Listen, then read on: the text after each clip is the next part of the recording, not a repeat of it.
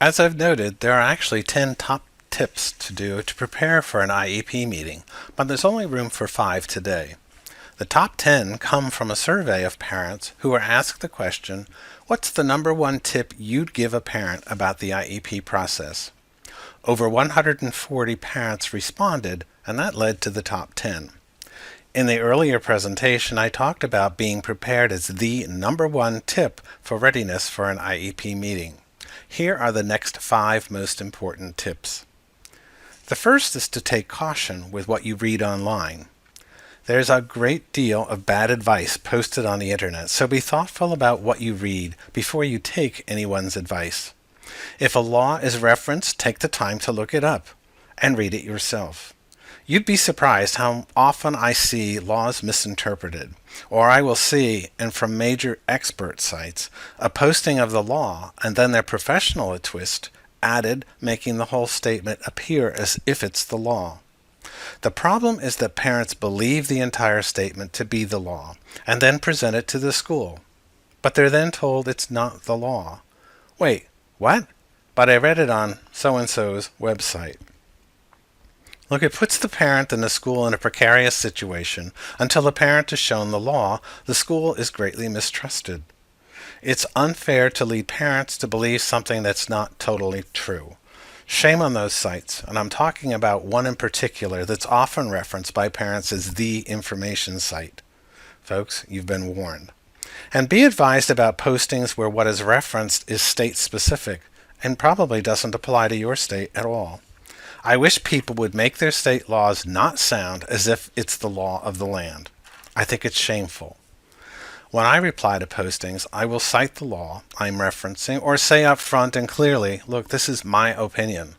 I wish everyone else would do the same. So again, read with caution and verify what law or regulation is being referenced or cited by the person posting the comment. Honestly, you'll be glad you did.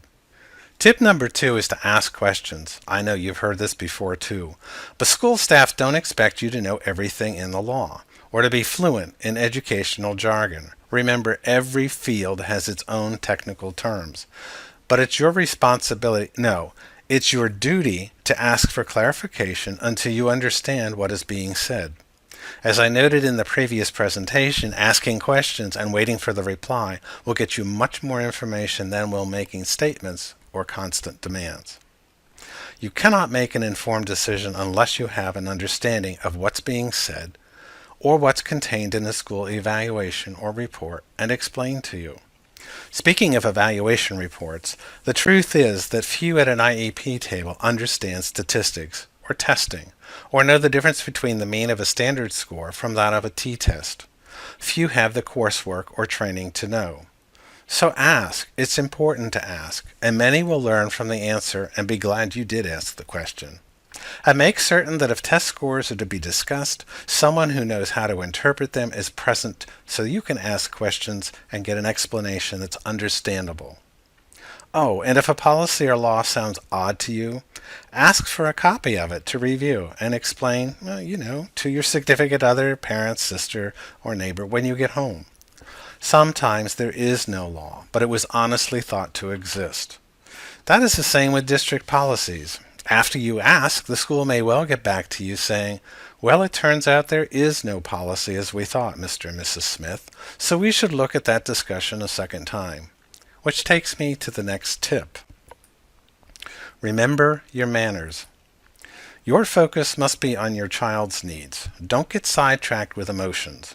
The previous example would be a perfect place to have either said, okay, let's do that, or thank you for checking. Or, I knew it wasn't a policy, I knew you made it up, this school system can't be trusted. I think it's pretty clear which comment furthers a collaborative relationship with the school. And a collaborative relationship is something you really want to have. After all, the child will be with the school system for 13 years or more. Why not make it a non-confrontational one? Consider the statement that I heard at an IEP meeting where the teacher said that the child was having difficulty multiplying 2 digits by 2 digits. The parent in a loud voice said, "Show me proof of that." The tone of the meeting changed at that moment. It was unnecessary to be said that way. Instead, She could have said, "Could you show me some examples of what you're saying so I can better understand?" It's a much better way to phrase it. So a word to the wise, how you say it does make the difference. The fourth tip is to bring some with you. Bring someone, a spouse, a friend, or a relative, to take notes and to listen along with you. And if you're uncomfortable with the IEP process in any way, please do that. It's not a bad idea to bring someone if you're afraid your emotions might get the best of you. Hey, look, it happens. It's your child.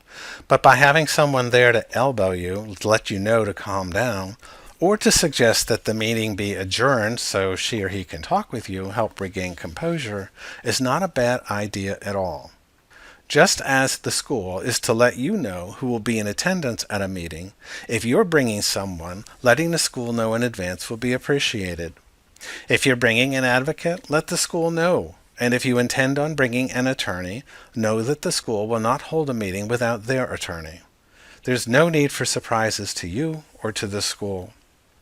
Audio record the meeting if you wish, but do check with state regulations regarding recordings in schools. Do let the school know in advance, as they will want to record the meeting as well. But do not hide your recording device. Feel free to bring whomever you wish, but as an extension of manners, do let the school know in advance and keep that relationship one of collaborative in nature. The last tip is not to sign anything unless you fully understand what you are signing. There's no law that says you are required to sign the IEP at the end of the meeting. It's entirely okay to take the materials home with you and for you to process what took place at the IEP meeting. Give yourself a chance to look at the IEP and other documents with a fresh viewpoint. And if you have any questions, please get back to the school's contact person and have your questions answered. Then return the forms as soon as possible. Oh, keep in mind that you don't have to agree with all IEP components. You may choose to not agree with any proposed component in the IEP, and if that's the case, indicate that on the copy of the IEP, making very clear what it is in the IEP that you are not in agreement with. Then return the entire IEP with your notations on the document. If there are no other points of disagreement, sign the form, noting again what parts you are not in agreement with. Each IEP item you disagree with is not to be put into effect. Take the time. Don't sign anything until you've read it and understand it.